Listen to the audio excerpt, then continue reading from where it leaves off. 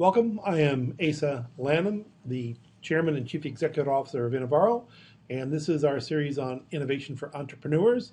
In this section, we're going to talk about OOPS, and as part of it, we're going to talk about animals and skeletons and rats and things of that nature. This is our fifth piece. So far, we've talked about getting ready, making contact, getting ready for the meeting, and having the meeting. This, we're going to talk about dealing with issues that either rise that need to be disclosed in the meeting or need to be disclosed separately. And there are lots and lots of reasons that you can have issues that you need to deal with. And remember, it's all about keeping the red flags and the yellow flags off of your deal, right? One of the areas we talked about talking with animals. That's the elephants in the room, and the elephant in the room is dealing with obvious issues that somebody's going to think about, right? And these are things that people will know about, that will come up before due diligence, or will come up in obvious questions. And what you want to do is you want to bring them up and get them out on the table first. And they could be low usage rates, it could be no clients, it could be brand new competition's been announced, could be any other thing of that nature that would happen. Maybe you've got things that are important. Bring them up first yourself, right? Because if you don't, if someone else brings them up for you, it's going to be one of those gotcha moments. See, I caught them. They're catching you out. Know what you're going to say about it. You can say, look, we're at an early stage. We haven't really got a chance to get in front of clients yet, but we're starting to work on that, and this is where we're going with that.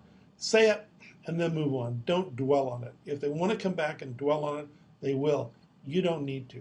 Bring it up, deal with it, say it, move on. Second one is skeletons. Now, skeletons are different from elephants in a lot of ways, but in this particular instance, what we're talking about is things that are potentially negative issues that a VC wouldn't know in advance. Now, we talked about about VCs talking with lots of people, so they're going to know if there's other competition out there in the market, and a lot of other things, but they might not know about a lot of things that would come up during due diligence, or things that you're kind of ethically obliged to disclose. I mean, you don't want to mislead them. Believe me, if you mislead them, you'll have a very, very bad relationship for a long period of time, if you have any relationship at all. Some of the examples, let's say that you're working on a process and you happen to get a patent infringement letter, right? Or, potential legal proceedings, or you've lost somebody that was key to the project. You had somebody, or you've got to the point you've got customers and they cancel their first order. I can tell you from personal experience in one of the startups I worked in, we were hiring sales personnel, and we got a letter from the legal department in another firm and said, you better stop hiring our salespeople. We had completed our first round, but we're getting ready for our second round, and we felt it was important for folks to know that, because it affected how we were thinking, where we're going to go, and some of the things we were going to do. And it was very important to disclose that, right? If it's the first meeting, don't bring them up at the first meeting, right? If they're not interested, they won't matter. If they are interested, then they do matter, right? And you need to bring them up. And there are certain ways you should really go about doing that. The thing you need to make sure is that if there's an interest, you're going to wind up with a sponsor, you're going to wind up with a lead. That person has to know before any full meetings. You don't want to walk in there and let somebody else find that out or come back to them, because that really is a gotcha moment, and that makes your sponsor look bad. And you don't want to make your sponsor look bad. So the way you do it is you want to do it face-to-face. You want to do it one-on-one. You want to make it clear. It's all about revealing and going through any of those issues before sponsoring. Sometimes you can get advice on how to handle it. You might find you get assistance or some good resolutions or knowledge from things that have happened before. But you want to talk about dealing with the issue. Just don't throw the problem on the table and say, we've got this problem. Because the venture people may have information that'll help you, but they don't want to solve your problem. And then we get back to yellow flags and red flags, right? So you've got to make sure that if you've got an issue, what are you going to do about it? In our case, when we got the letter from the people that said, hey, look, you better stop hiring salespeople from us, we looked around and said, what's the nature of the person we want? What are all the other sources? Where would you go to get them? And very simply resolved it as a way of moving forward. Disclosed it and moved on, right? Rat holes. This is our second animal. We had elephants, now we got rats. And rat holes really a lot of times can occur during the meeting or afterwards. And one of the things you have to assume, particularly in meetings, is that people have got varying degrees of knowledge. And if you speak much in public forums, you'll know that one of the problems you have is you have everyone from the rocket scientist to the 2-year-old in your audience, and you've got to find a way to level out that knowledge base to speak to them, right?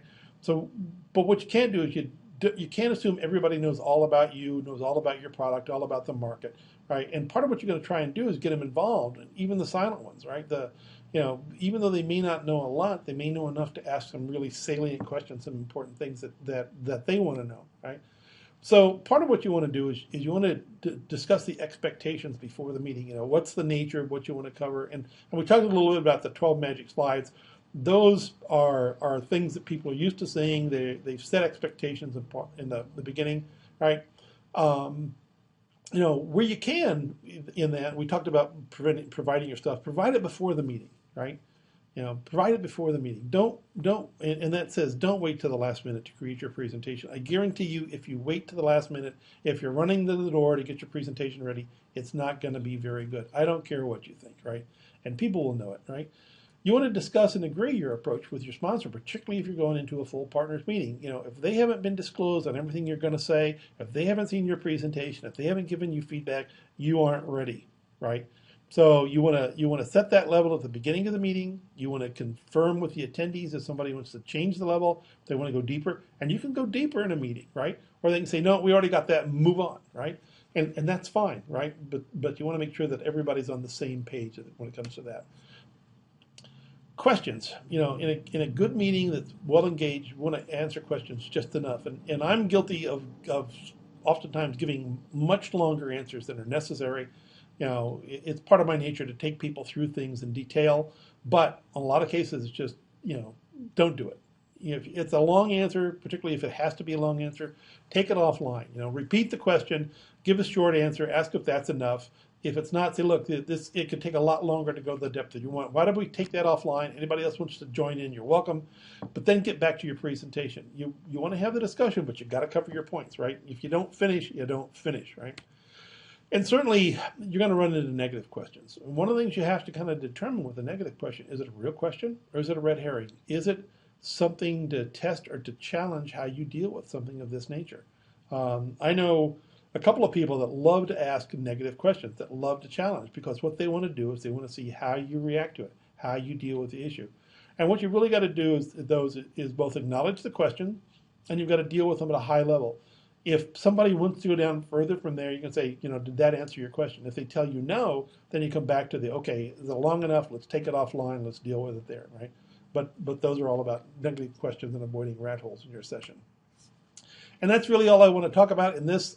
This is some of the techniques that you really want to have about dealing with those oops moments and moving forward from there. Thank you very much for your time. We'll look forward to seeing you in the next session.